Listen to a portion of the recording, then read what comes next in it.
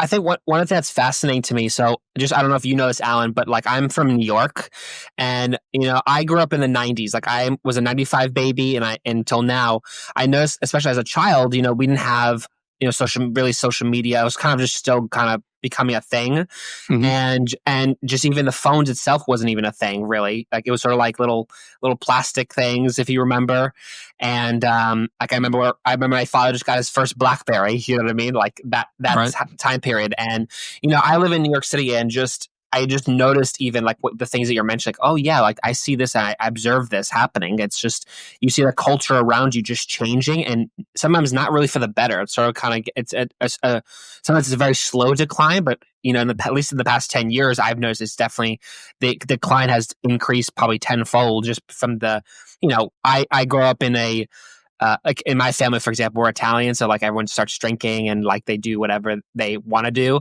And even in New York, it's like they legalize marijuana. It's just like it's like a marijuana pool of just everything. Like Yeah. everywhere you go, it's like marijuana. It's just drugs. It's just, you see needles on the floor. So I have some reality with just what you're talking about, like with the food. Like eggs here are like $9-10 in New York City. Just for a carton of eggs. So I totally feel. I literally, when you read those, I kind of felt the impact and what it does for people. You know what I mean? Oh yeah, yeah. And like I said, when that came to me that one morning, I was blown away, and the sense I had was, wow, I never thought of that. It's like it does all seem kind of on the surface obviously true once you hear it, Yeah. but I just never thought about, wow, these all kind of tie together. Yeah. So I guess with these collapses or these things that are going on around the world, is there like a flip coin to it? Is there a way to actually resolve it, do you think? Or is it something that we're just inevitable, supposed to be that's just the way it is? And is there a way to actually resolve those things that are happening today? Yeah, I think there is. Yeah. I think there's a heavy price to be paid for it, though, in some sense. So the antidote to globalism is nationalism. Right. And nationalism is a word that, they try to make it sound like, oh, you're a white nationalist or whatever. They try to demonize the word nationalism. All nationalism is basically what this country was founded on. It's your country's there to protect you.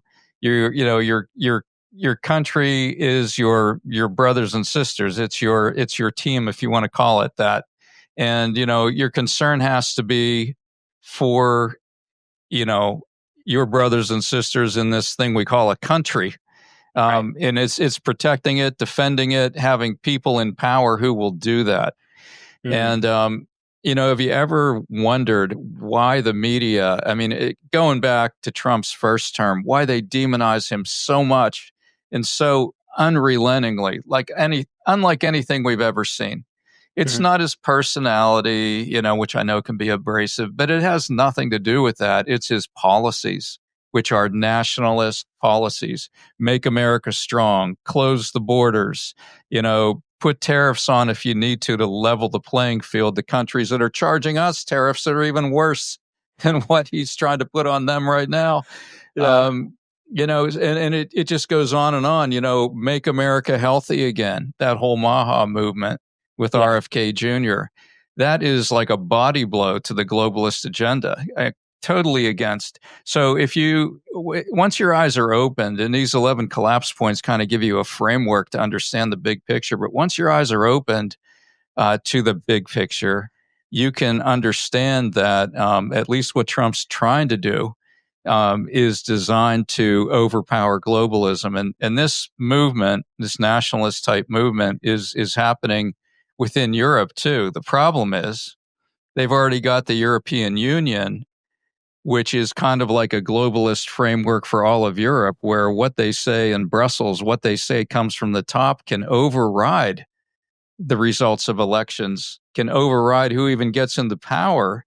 They can Right. say, no, I know you voted that guy in, but he's out, So, yeah, the antidote is nationalism. And if there's enough of that going on, we can prevent it from happening, but people's eyes have to be open. That's the key.